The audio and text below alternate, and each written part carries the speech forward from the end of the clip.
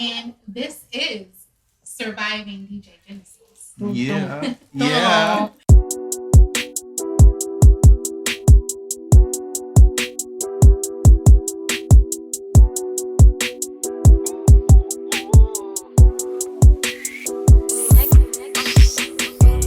Lately I've been feeling some type of way. Lately I've been going through all types of things. Lately I've been blowing a whole lot of reefer, trying to maintain and keep my mind straight. Lately I've been feeling some type of way. Lately I've been going through all types of things. Lately I've been blowing a whole lot of reefer, trying to maintain and keep my mind straight. First thing that I do when I wake up, yeah, I meditate. Then I thank the Lord, send the gods for my breath today. Tuning up my chakras, I be recharging my energies. Grateful I ain't got no ops and I ain't got no enemies. Break down me a 3.5, I'm about to take my medication. Fuck the cops and child support, I'm trying to catch up by the day. Rocket ship, I'm taking off, I'm chilling with my tribe today. The Gemini mind got me stressing all kind of ways. Got me feeling like there be two of me in one body. Got me feeling like there be two of me in one body. Got me feeling like Illuminati want my soul and body. Got me feeling like they wanna take me out my soul and body. All right, peace and love, everybody, and thank you so much for sharing space with us today. I am your girl, Glitter and Energy, and this is my tribe Zulu. Special shout out to Chief Shaka, and this is Surviving DJ Genesis. Yeah. Yeah. So, what is Surviving DJ Genesis? Well, it is going to be the exposure of Tribe Zulu's experience, both personally and professionally, with DJ Genesis. And some things have been said, and we have some things to say as well. So we're going to give you our perspective. We're going to give you a lot, the whole timeline, and we're going to just we're going to fill in the gaps that we want to fill in. We're going to let you know some things, and it starts right here today with episode 1, Rites and Rituals. You're trapping monkeys with shiny objects. So we're gonna just jump right into it, and I want Shaka, want to hear from you a little bit. If you can kind of give the people, just a little bit about how Tribe Zulu ended up with DJ Genesis. What's good? I'm Shaka Zulu, aka Mr. Him, the biggest, the big Tribe Zulu representative. We are getting ready to lock y'all in on Surviving DJ Genesis, and we're about to get into it. What we doing? So, how did Tribe Zulu end up? Or Azine, did you want to say something? Let us, say hey. Well, I'm Azine. What's up? And I am co-founder of Zulu Vegan Cooking, co-founder of Zulu Vision. Okay, co-founder of TZE, co-founder of everything. This is my partner. We started everything together. And I'm excited to tell y'all about our experience, to really get the information out there, and to really show y'all what we do and what we about. Yeah. Perfect. All right, so Shaka, how did Tribe Zulu end up in a personal and professional relationship with DJ Genesis? Okay, so back in I think it was 2021, 2020? 2020. 2021. We met DJ on Bigo, and she was a part of our on Instagram. Yeah, we brought her to Bigo. I don't remember. I just remember her being from Bigo. Azine, if you want to tell that part, you can tell that part. Well, I remember meeting her on Bigo. It could have started on Instagram, but I remember Bigo more than anything else. And she became a Tribe Zulu member of the Tribe Zulu family on Bigo. Mm-hmm. And she was one of 30 plus women who was all pursuing me and Azine to be wifey. So that's how we got first initiated with DJ. So after that, we started tribezulu.com, which was an idea of mine and Azine's, and a collective of all of us that was in the Tribe Zulu family on Bigo. We all came together to join, to create something so that people who got kicked off of Bigo, who got their content banned on Instagram, on Facebook, had another outlet to where we could go and we could speak freely. And we created that app and we put ourselves in that app. It was a mixture of Instagram, Facebook, and TikTok, and Bigo all in one, where you can gift yourself, you can video chat, you can communicate with everybody in the community, as well as set up your storefront and sell products in the market store. So it had everything that every social media ever had that we ever been subjected to. And we were there to bring that to the forefront with DJ Genesis and her team, and they failed us big time. And they basically got our money, and they were arguing about money and payments, and we started arguing about money because we were spending this money, and we don't know who we paying because the people that we say we're paying are arguing back and forth. So we just pulled our money out, and we just cut ties. So later on in 2020, what is it, 2022? 2022, Monica calls me and she's like, hey, we did bad business on the other thing. Hey, let's try to make it right. I see you guys are doing your taxes, and I see you guys need to make it a legit company, because we were just doing our personal taxes and we were doing friends' taxes at that time. So she's like, hey, you guys can come to my house and we can start this company and we can do this and we can work together as a team and we will build as a team. Great, we did that. So I went by myself to Dallas from LA, and I met with DJ, went and seen the house. Everything was cool. You know what I'm saying? So later on, Azine and the kids came after I said everything was good. I immediately started working as a chef when I got there, and we were doing the taxes. We did them for 4 of her friends, and the rest we did on our own. Monica never filed one tax. Monica never done anything. She didn't learn how to file them. She didn't know how to file them. She didn't even know how to use the software. We had to learn how to use the software on our own. We had to learn how to file on our own. We had to learn how to do everything on. So therefore, she was kind of like a non-factor. Basically, it was just like, now we're in your space, and we're not even doing what we're doing. So that's just the basic brief. Brought y'all up to speed to where we at now on the surviving Genesis right now, and how we got into Genesis space. Now, everything he's saying is really important, and you guys will see later, because this kind of gives you a first peek into the bad business practices that are kind of just a part of who, and you guys will hear us say Monica and DJ Genesis interchangeably throughout these episodes. It's the same person. But that just kind of already shows you just from the beginning, just some of the things that will later become habitual in nature when it comes to dealing with DJ Genesis. So that gives you just a little bit of how Tribe Zulu got together with DJ Genesis. So the title of this episode is Rites and Rituals, and I know you guys are like, well, what does that mean? Well, DJ Genesis is a part of the Ifa religion, which, she makes it well known. She's actually been initiated. And this is a very, very big part of her life, okay?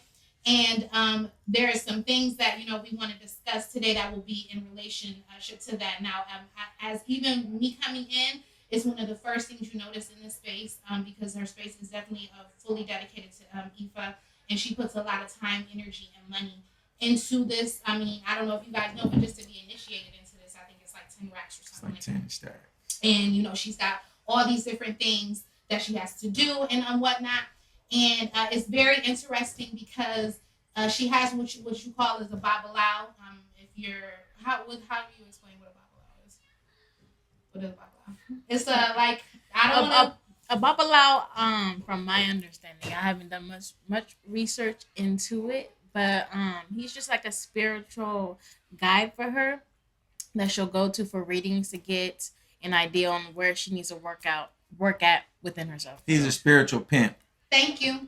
Let's just keep it real. He's a spiritual pimp, and he pimping them pockets. She's socking it to his pocket, and he getting that bread. And they doing it in the name of spirituality. Mm-hmm. So there you have it. That's what I think it is. He's a pimp. And he's correct in saying that it is a spiritual pimp. Anybody send me that you are giving money to give you some type of spiritual whatever, you just got to kind of look at that. And Shaka, can you just talk a little bit about because kind of have a role in this time and in this what's going on in this episode. So can you tell us a little bit about how they even kind of like ended up involved? I wish we could have gave them a different name. We could have just like gave them a nickname so we wouldn't have to use their real names, because I don't want to give nobody no shine out here that don't deserve no shine. But okay, so what's their name? Okay,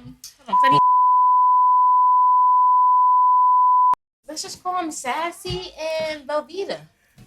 Velveeta and Sassy. Okay, I'm with that. Velveeta and Sassy. All right. So just say names that we won't mention. We're gonna say. So Velveeta and Sassy actually have involvement in this chapter, in this episode. So Shaka, how in the hell did Velveeta and Sassy end up involved? Okay, so they came individually. They didn't come together. Okay. So first, came because he was got what? Sassy. Oh, Sassy, you're right. I'm tripping. So first We'll Sassy, bleep it out. first Sassy came in, and he came to us because he got kicked out by Velveeta. Oh, Velveeta. Velveeta. And you know, he was in Chicago. He was on the streets. He was homeless. They had people invading their home and in their privacy, and they was recording them and shit. So you know, I didn't want him to be out there in the cold, so I felt bad. So I was like, nigga, let's get this nigga out here. So we flew him out here. I think we went half with DJ Genesis on that flight, on that money with her, and getting Sassy. So when Sassy came to us, he came from Ohio because he was getting kicked out by Velveeta in Ohio. There you go. And how did Velveeta get there? Velveeta came later because I Sassy. can tell that one. Okay, I can go tell ahead. that one, Yeah, because I didn't really have that involvement with that. I had Sassy came all because Chaka. Velveeta came because she had reached out to me. Well, actually, she had reached out to a friend of mine who reached out to me and was like, "Can I help her?" You know, and I was like, "Yeah, go ahead, help her." And I ended up calling her like, you know, this girl said you need help. What's going on? And I was going to offer her money to get, you know, a space. And Monica was there, and I was like, Monica, this is what's going on. You got any coins to throw her way? And that's when Monica was just like, just come here. Just come here. So it was Monica's idea to invite Velveeta in. Okay. So what was the purpose of bringing her in? Now, I don't know what Monica's purpose was. I can't tell you. You know, I think she just is obsessed with carbonation, and she was looking at a way to bring somebody who was really close to the leader into her home. Okay, she is there to use. Okay, she's gonna try to use you. She's very definitely obsessed is a good word to you know, to anything that is kind of like carbonation related. I mean, there's many things. There's many obsessions, and there's many things that she just dedicates a lot of time, energy, and money to. That's just one of the things, and I think you're absolutely right in her just wanting some close proximity to these people. And yeah, they ended up involved. Now, the reason why this is important, the whole reason why I'm even bringing up the Velveeta and Sassy connection is because one of the rituals that we're going to be discussing takes place after because of their exit, and DJ Genesis feeling like she needed to cleanse. She needed to cleanse the property, the house, the rooms. And so she started doing rituals. She had her Babalau, aka pimp, spiritual pimp, come to the house to do these cleansings. But in the midst of these cleansing, you had to do some killing. Some murdering. Murder, she wrote. So they had to kill some doves. They had to kill some chickens. They had to kill some hens. They had to kill a rooster. And they had to kill a duck. So they killed 5 animals in this process of this one ritual to cleanse the house. You had to cleanse it in blood, I guess. Okay. She said she was going to get hers back in blood. She got it back in innocent animal blood, y'all. Did this fun, y'all. But look, we're going to get back to the rituals. Look, so the ritual, right? I don't know. I walk in the garage. This is the freshly remodeled garage, my y'all. And there's blood all over the walls, all over the floor. It's chicken shit. It's chicken death. It's chicken smell of death. It's the smell of death you walking around. Oh, my God. Blood. It reminds you of that DMX video when he was sitting there. I never saw it. I'm slipping. I stayed out. I got to get up, and he was in the room. But check this out. They had the candles lit in there. It was a whole scene. The Babalau was in there just cutting shit. Oh my cutting goodness. heads Oh off. my goodness. And then just letting them. Was he like they waving running around? around. The motherfucking chickens just Big knife? running around. They're He got a little alive. knife. Just shh. And he just first he break the neck. He spent it around. Oh! Spent the motherfucker around in a circle. Just held it by the head. Spent it around. I'm like, I thought they supposed to be I this never shit heard the story. inhumane. I thought it's supposed to have been like a nice spiritual death where that motherfucker's supposed to die in peace. That nigga grabbed that motherfucker, Oh said, my goodness. So we got some animal abuse. We got and then just let it go, and the motherfucker just going. Oh my I'm God. like, I'm out at that point. I leave out. I come back in. breaking of the neck. They all dead. All the chickens is dead. This is like a 3-day process. First they was there for a whole day, and they were just in onion bags, like the big. I don't know if you ever seen the big 20-pound onion bag, the sacks. Man, they was just tied in there. All the birds was in there in the garage for days, not being fed, not no water, no nothing, and they was just waiting to be slaughtered. Oh my goodness. For the sake of Sassy and Velveeta. Yep. For Sassy and The chickens and roosters and doves and hens had to go. Oh, it was a pigeon Because she too. swore. It was a pigeon too. It was 2 pigeons too. Oh my goodness. Yes, 2 pigeons. She swore. This is my thing. She swore that they came there.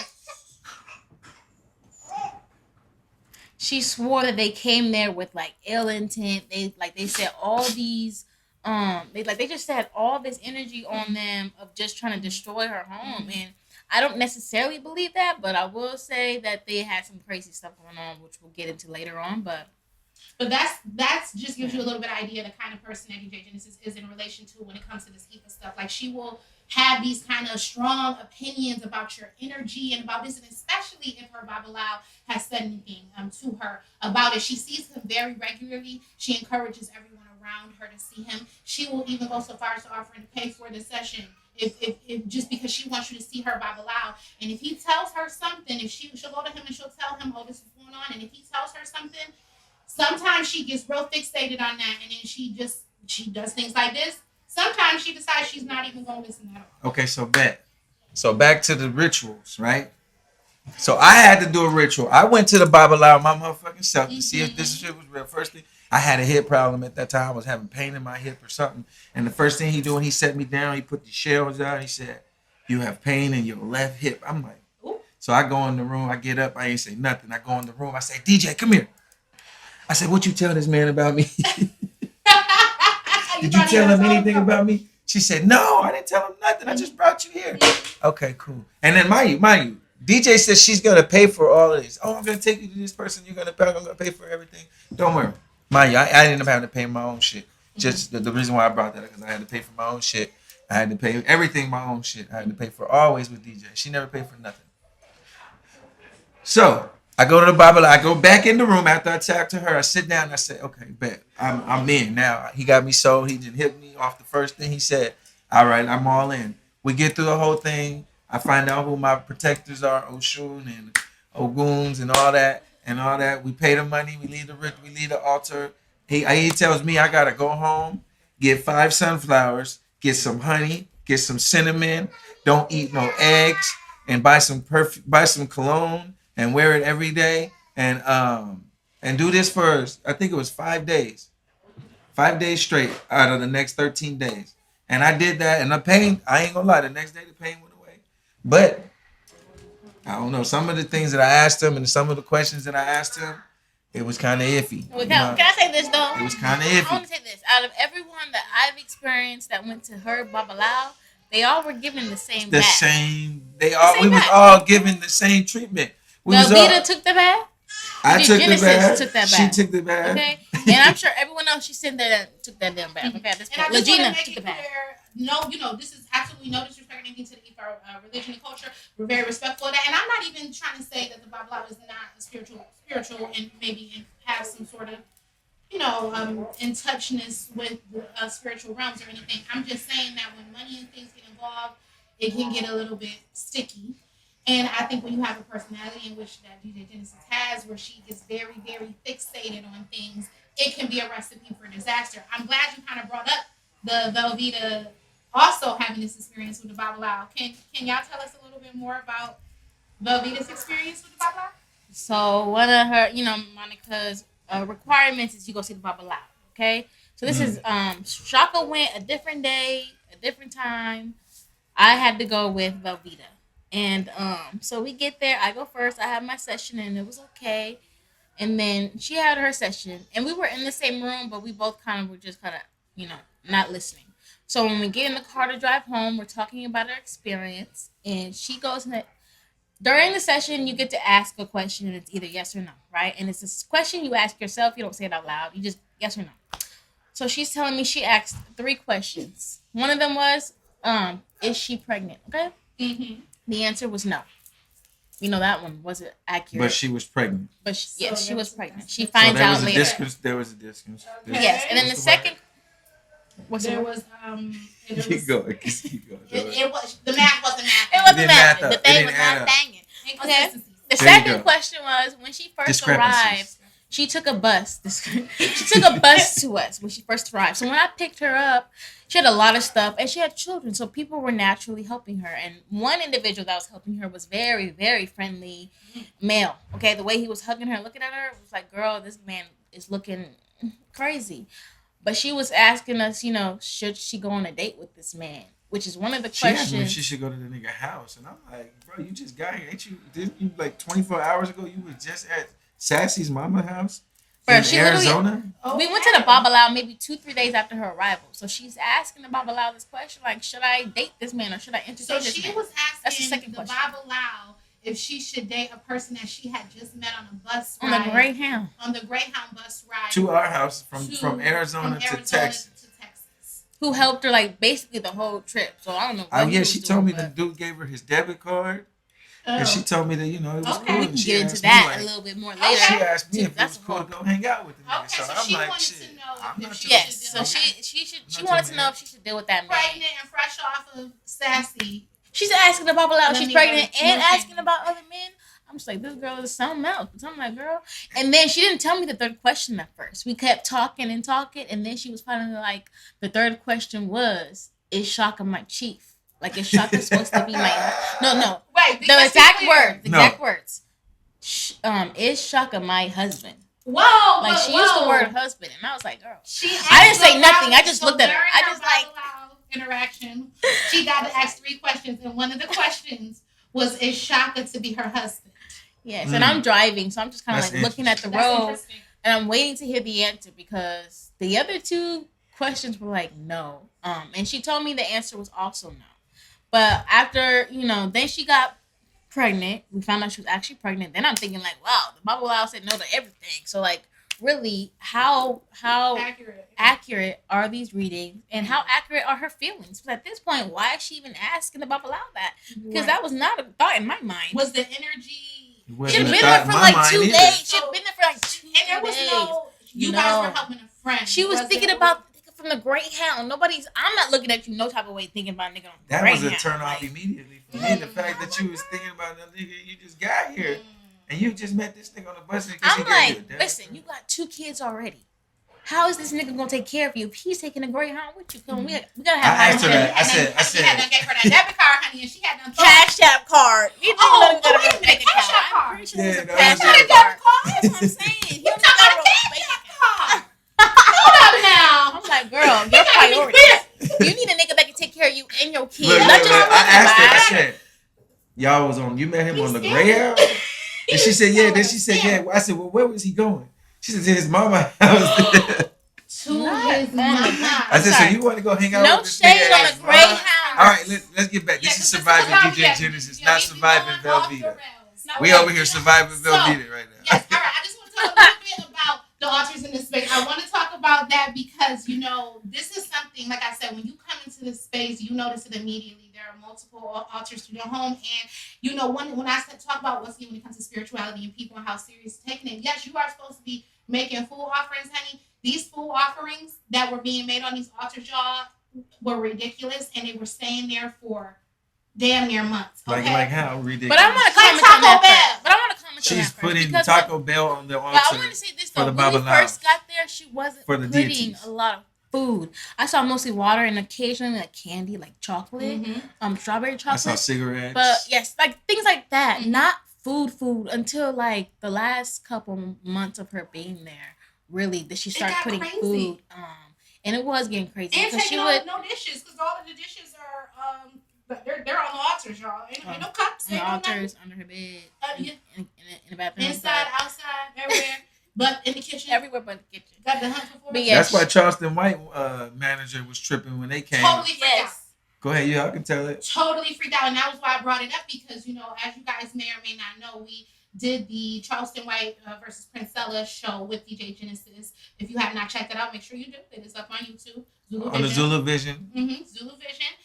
It was a great, amazing show, so please check it out. So as we coming into the space and we're welcoming in Charleston and his manager, they come into the back because there's altars outside too. So the one particular altar outside is kind of scary looking. It's a little scary looking. You got the rubies in the eyes and they red. I can't remember his name, but he's very popular in hip hop. Is that him? He's the one with the top hat. The one who wears the Shango? top hat. But like, yeah, so he's on this staff, and the eyes kind of like almost. They're like red rubies. Yeah, so they glow a little So bit. they glow, yeah. In certain lights. So she came in and she was like, "Excuse me, but what is this?" I need somebody to explain to me what this is, because she was completely freaked out. She was completely freaked out by it. And speaking of a little bit of that day, which we're going to talk about this in a later episode, but just to give you an idea, like the day of getting ready for the Charleston White event, we had so much prep that we needed to do. Because we catered. Mm-hmm. We had to clean up. We had to cater, make sure we made red snapper. We had a Jamaican themed food thing that we catered for them. Good, and Charleston, they wanted to book us. And a couple other people actually tried to book us after that. But the food was amazing. The ambiance was amazing. DJ Genesis didn't set up a motherfucking thing. She didn't set up nothing. She didn't set up nothing. What she chose to do was a damn ritual. She had done went to the Babalawo, because of course she had done went to the Babalawo and was asking him about all what he should, and I guess he had done given her strict instructions. So she spent the entire day doing this elaborate cleansing ritual. She had done got all of these sunflowers and all these different sage butter and just different stuff, and she done put on her white girl and was walking up through this house all day sweeping around smoke. Nothing with no broom, just sweeping around smoke, honey, and waving around flowers and putting out dishes of water. See, I don't know, because I was at work. And Legina was right behind her. Oh, because Legina is the understudy, y'all. She is the understudy. She's definitely an understudy. She gonna be the next initiated, y'all. And DJ gonna spend $10,000 for her, because that's the type of person she is. And that's the only reason Legina's still over there now, because she knows she can get some out that woman. Okay, she'll use it too. Both the niggas is perfect. Okay, so finish the story with the manager. So we had to just let her know. I was like, Monica, take over. Yeah. I know nothing. Because she was asking me. You were like in front. Yeah, that was the manager asked me. She looked at me. I said, And then Monica walked in. I said, Monica, she want to know what this is. And I walked away. I have no idea. And this is they're talking about one of her shrines that was outside. So she Charleston White's manager. 3? She was like, "What is this? Can y'all explain this to me? What we got going on right here? And what is this? Because this looks weird." So that shrine specifically is this long, like, the sororities when they have those big paddles. It's like one of those paddles, and on the end of the paddle, it has like a little skull. It has like a ruby face. eyes, and it stands up in the corner, and it's surrounded by cups of water, like 6-7 cups of water, and a little tray, I guess. And at the bottom, it has like dead bird pieces. Yes. Dead animal Chicken pieces bones, like that are chicken bones and stones, and shit like that. Pieces that they cut off of the birds, feathers that they cut off. That when they did the ritual for Velvet. And that's in the backyard. She had that shit, and she had to splash blood on it too. Didn't you have to do some She was splashing stuff? blood. Oh yeah, we're gonna get to that. So that was after the Charleston thing, though. Okay. So I do want to say that she had 3 altars. That was one of them outside. There was one behind the front door, and it was a bunch of like mini cauldrons looking People things. asked about that as well. There was like 4, 5 of them back there. Again, bones, stones, like you blood, can see little feathers, like and dry feathers. blood, like candy that's been there for so oh long. yeah, And my and biggest thing is cigarettes, like You're cigars. supposed to refresh that I'm stuff, like, y'all. have your altar, but if you're not taking care of your altar, then what are you really doing? Altar drawn and It's fly. a showpiece, and At it this becomes point- disgusting. Yes, the candy had been there. I don't think I've ever seen her take that candy. I didn't know there was candy back there till they came to clean. Then I saw the candy. I'm like, wow. So she had that altar. That was the second one. The third one was in her front room area, and it was a table, and it was like her ancestor table where she had pictures of anybody that's important to her, where she also had water cups and food and things like that. So she had 3.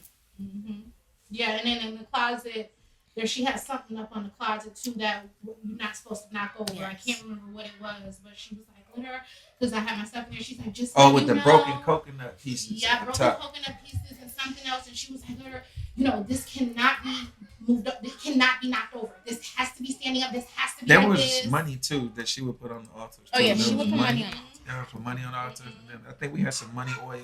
that Money we would oil. use, She had like money these oil, stuff gold like that. money things. But look, the killer shit. Back to the killing of the animals. Oh, go ahead. Back to the ritual. Yes. Okay, so back to the rituals. So one day Monica wake me up. She's like, "I need your help," and I'm like, "All right, bet." I'm like, "What we doing?" She like, "Just come in the garage. Come in the garage." So I come in the garage. I'm like, "All right, what we doing?" She like, "We gotta go take these dead animals to the cemetery. I'm like, what the fuck? Dead animals? What the fuck is we about to do? We? When we speak French, I didn't kill none of these motherfuckers. Why I gotta help you move them? She says, we need to put them in the bags. Well, she said, I already bagged them up. I got them in the bags already. We just gotta go take them. We gotta go. So I said, all right, fuck it. I grabbed this shit, nigga. I don't even know. It's so many of them. It's 2 big bags. And we got to take them to 2 different locations. She said, we got to take one to the cemetery, and we can't just throw the bag out. We got to open the bag up, and you got to release them all. And I'm like, why we didn't eat this shit? She said, because it has the bad spirits in it. You can't eat it. Why the fuck? So we just wasted meat. Fuck it. We're going to take the meat to the cemetery, and we're going to drop it off. But we got to bust the bags wide open and spread the chickens out all over the cemetery. So I'm like, okay. And she's explaining this shit to me while we're driving. And I'm like, okay, where the second bag go? She says, we got to find a place where it's dark and where we could just empty it, open it up, and we can't leave them in the bag. Got to open it up, take them out, and drop them out, and put them in the yard. So as we're driving, so first we hit the cemetery. But before you go in the cemetery, I guess you got to pay a tax. And we had to throw change out the windows. We had to pay a tax for them to enter into the cemetery. You got to pay the tax to the spirit gods. Boom. So we pay the tax. She say some weird shit. I don't know. And we throw change. Right? So then we enter in the cemetery and it's cameras. Oh my God, I see cameras. I never knew cemeteries had cameras. This motherfucking cameras everywhere. I'm like, you're not about to have me on camera dumping out animals into the cemetery on people's shit. Hell motherfucking nah. So what I said, all right, park the car right here. Boom, we're gonna park the car so the camera can't see us. Angle the car right here. So I get out, I'm scared of the motherfucker. I'm like trying to get the chickens up. I'm ripping the bags up and I'm like, as I'm running and dumping the chickens, nigga. And I'm dumping them out. I see them. I said, She said, go back. She said, I jump in the car. I said, let's go. She said, wait, you gotta go back and you gotta make sure they're all out of the bag. I said, nah, man, this is bullshit. Give me the gloves. I gotta give me some gloves or something. Goddamn, I put the gloves on.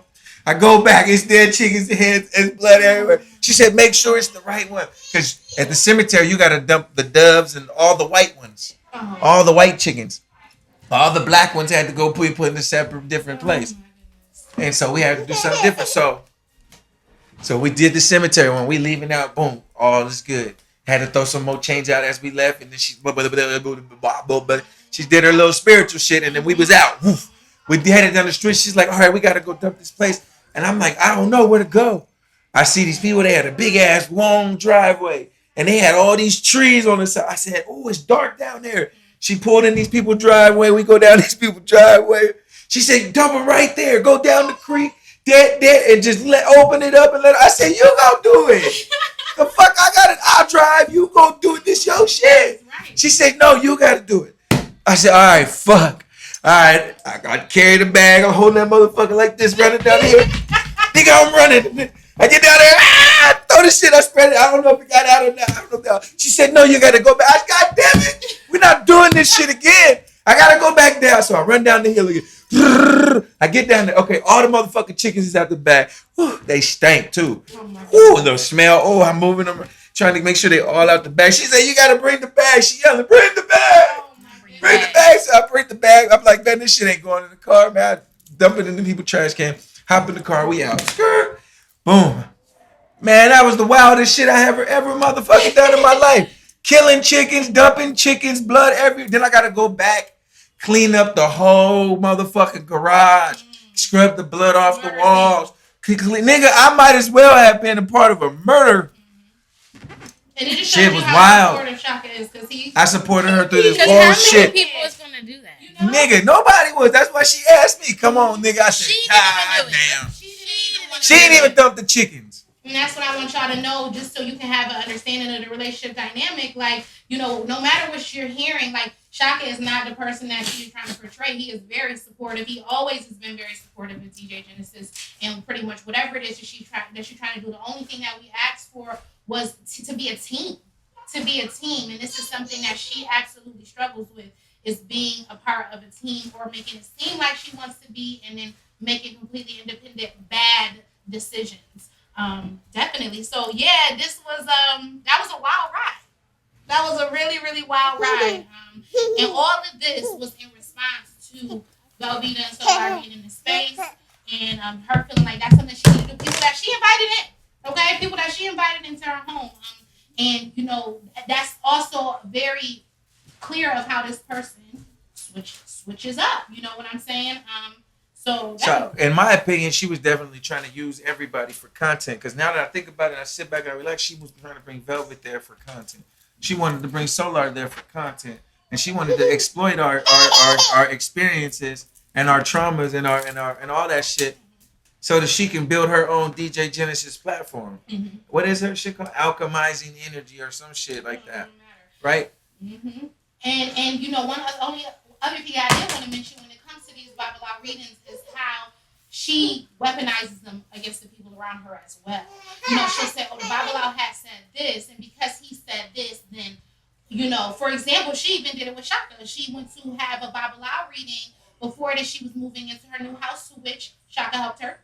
I picked the fucking house out. I was supposed to have. I picked it out. I picked the whole fucking Shaka house helped her, you know, helped her through that, supported her through that process as well. And she had the nerve to come in and say she's feeling things, or the Bible law said it's some. She told She told me that Legina has some dark energy on her, and that she didn't want to take that energy over there. And she was like, "What should I do? Should I just leave Legina here at the house and just have her here at this house and not bring her to the new house where we were all supposed to go?" And I told her, "Well, I mean, you got to follow if the Bible law say what the Bible law do. He told you to kill the chickens, you did it. He told you to do this, you did it. So why you not gonna follow suit with the Legina shit?" And then later on, to come to find out, she gonna tell them that I had energy on me and that the Bible out, but she still was gonna allow me to go to the other house though. But she was so pressed about Legina going to the other house. Mind you, the whole time, every day that Legina was there, Monica would always come to me and vent to me about Legina. She ain't doing nothing. She ain't doing this. This bitch gotta go. What the fuck is we doing? And then she coming to me like I'm like I gotta make a decision with her. Like she didn't want Legina there. It was me keeping Legina there. It was me keeping Velvet there. Me keeping Solar there. Me keeping all these people there. Because once she realized that she wasn't gonna be able to use their energy like she thought she was moving on to the next. And that's how fast she moves on from one person to the next, from one thing to the next, from one energy to the next, from one business to the next, from one friend to the next. Everything is to the next. If this doesn't go my way, I move on to the next thing. And it's like we're still doing taxes though. And maybe it's not benefiting her because she's not filing any taxes, but it's benefiting us because we're still reaping the benefits of all the people that we filed. And so in her mind, hey, it's not a good business deal. But in my mind, hey, we win it. Yeah, it's almost like she's all over the place mentally to where she can't even focus on one thing too long. You know, and she's even said to me, and I quote, well, that's just what I do. I just start things and I don't finish them and I just move on to the next thing. And that was a big problem for us because we don't believe in that over at Tribe Zulu. Like we start things, we finish things, we set goals, and we intend to reach those goals. It's not a game, it's a lifestyle for us. You know what I mean? Right, a lot of it felt like for her that it was just something for her to do, to take up her time, you know, and then like you said, when it doesn't feed her ego in the way that she thinks it should, she would just abandon ship and move on. And tear the shit up. Not only that, because she went in there and tore up the lights. Physically, boom, boom, boom, boom, fucked her hand up, cut her hand, bled all over those couches that y'all see that she said we stole that are still there. You know what I'm saying? Mm-hmm. But yeah. Mm-hmm. Exactly. And another thing, you know, all of this is going to be addressed in later episodes. Another thing, when it comes to aggression, I definitely want to talk about that too. You know, DJ Genesis is aggressive. And, you know, she tried to say some things. We're going to be responding to that Tree's interview. You know, we saw the interview. We saw it. And, you know, one thing I didn't appreciate was, you know, the way she tried to make Shaka seem like he was aggressive with her physically. Shaka was never physically like threatening her or anything like that. But what I saw, I'm telling you things, just so y'all know, I'm telling you things I've seen. I was in space. She absolutely was aggressive with Shaka. She's absolutely jumped in Shaka's face. She's absolutely like gotten froggy. Okay? She's gotten froggy. So like, you know, that's not something, you know, Shaka's very passionate. He's very, very passionate. So, you know, when he does get passionate about something, the volume increases on the voice. The volume increases on the voice, but he is in no way like a violent man. He's no way a man that you don't feel safe around. I mean, that's why this woman invited him. Like, you know, so let's be clear. I just want to be very, very super clear on that. Yeah, so this person has started a lot of shit and has not finished a lot of shit at all. You know, and we're going to talk about all of these things and we're going to break everything down each episode. episode is going to be about something different. We wanted to just start y'all off with a little bit of this to let you know how things started, and just to show you some of the personality traits that she has, that later on, you know, we can see a little bit now, but you know, weren't really privy to that later on. Like I said, things become habitual, and it just becomes a lot of habitual bullshit. And it became our departure. It led to our departure, which we will also talk about. But at this time, you know, this is before Charleston. This is before, so we really do have faith in this business that we're trying to grow, which we're going to talk about Zulu Vision too, because there's an interesting story behind that as well. But at this point, we all do believe in the dream, and we want to come together and try to make positive things happen. And it starts there, y'all, but it gets real crazy, and it ends where we are now, which is not dealing at all with DJ Genesis. Right. So one thing I want to leave us on is be 100% in your choices and love yourself in your choices and see it all the way through. Mm-hmm. What about you? You got anything else? Well, I just want to say thank you so much for tuning in to Tribe Zulu and Surviving DJ Genesis. There is so much more to come, so make sure you stay locked in with us, following us on all social media platforms.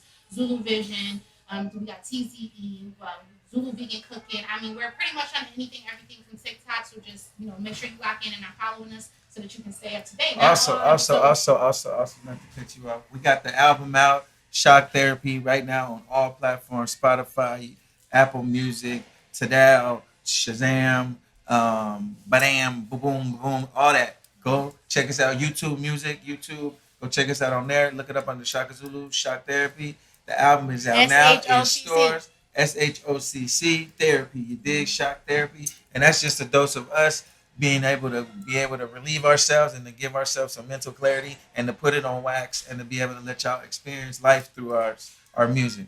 Mm-hmm. So go check us out. Shock Therapy out right now. Featuring Glitter, featuring Azim, featuring Crimstone, featuring Crash, and a lot of other people was featuring. Rotor Rooter guy. Yes, definitely. It's a no skip project, so make sure you check it out.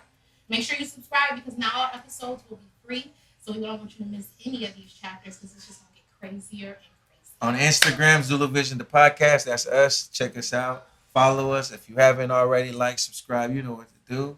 Let's get it. I'm Shaka Zulu. This is Surviving DJ Genesis Part 1.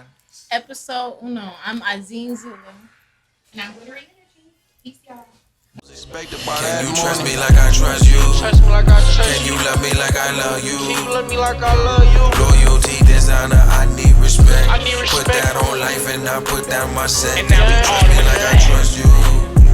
Can you love me like I love you? Loyalty, designer, I need respect. Put that on life and I put that on my set. Heavy stepper, relay the message, stack texture. She wanna be the star and turn on the lights in the interior. Riding in the visual with the